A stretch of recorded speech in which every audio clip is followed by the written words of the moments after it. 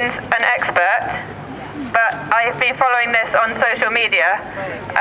I'm no replacement for Jennifer or anyone else who could actually speak from the indigenous tribe there.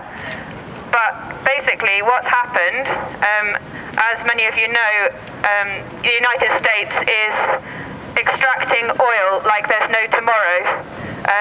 They are ripping up the boreal forest and extracting incredibly dirty oil from the tar sands underneath that in northern Alberta in Canada, and that gets piped down to the US to meet a lot of its oil needs.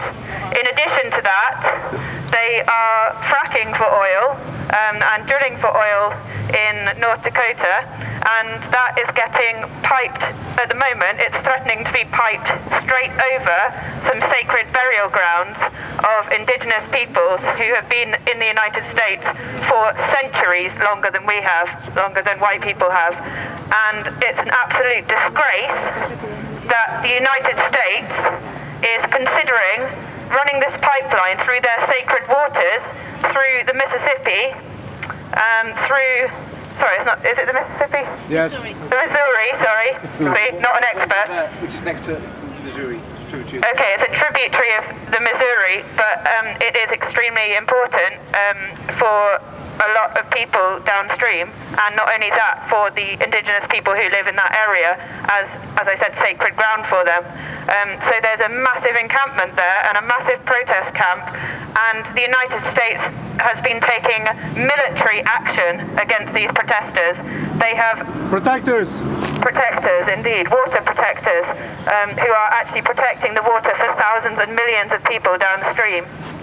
And the latest on this has been that these military forces have blocked one of their main routes in and out of this camp, and they were trying to remove these trucks that were blocking the road to be able to have access for food and supplies and clothing as the winter's setting in and out of this camp. At the moment they're having to take a 20-mile detour, and there was a massive attack on the people who were trying to remove these trucks, and people were shot with rubber bullets and tear gas and water cannon as well, just trying to protect, and concussion grenades, just trying to protect their land and their water. Completely peaceful water protectors, people there in the camp.